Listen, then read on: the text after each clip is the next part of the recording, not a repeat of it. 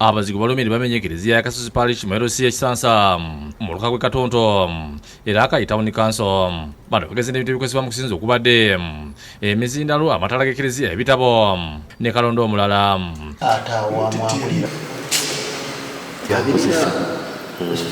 Sister Rose Gesarengo yavunaanizibwa okutambuza emirimu n'okuteeka emisa mu parish natutira embeera bwe yabadde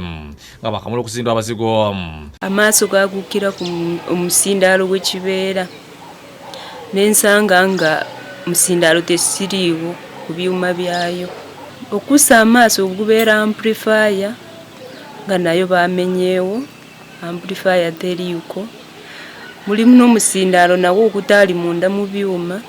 n'ensanga nawo teguliiwo okutunulira mu tabernakulo n'ensanga nga tabernakulo nayo nsigule kyankanga nnyo ategeeza n'ekiseera kino bali mu kutya okw'amaanyi olwo abatamanya ngamba bano basize okwesooga ennyumba ya Katonda abatali kutya nga kigenda kubazza emabega ku makya emisindalo kyabadde kituyamba okukyukisa omukristu kubanga twabadde tukeera n'ennyimba ku makya esitendereza Katonda omukristu eyo yonna kyali n'amanya nti lunaku lwa kusinza oba n'amanya nti obudde obw'okwegayirira butuuse n'ayanguwa kati olabanga embeera yaffe y'okusinza tuuseeyo emabega nenga kyatukosa nnyo tulaba nga kituzza nnyo emabega bantu bakola ne bafaayo bambi ne basonda ate nga ekitundu mu byenfuna sikyekyangu ennyo bantu sente kaba katonotono ne bakawaayo ate okulaba nga kyetuba tukoze ate nekitwalibwa ate netudda emabega. Reverend Father Bernard Francis Kasaga bwana mukulu w'ekigo kino ategeezezza nga bikubidde enduulu ku poliisi yaleese embwa wabula tewali kyeyazudde naye embwa byatambula neeremererwa osinga ebyembwa bibeera ate n'ekirala abantu baali bazze bayingiddewo obuzibu abatadde ku poliisi yabajjako abasirikale abaali bakuumawo naye embeera yajja mu ggwanga ey'okulumba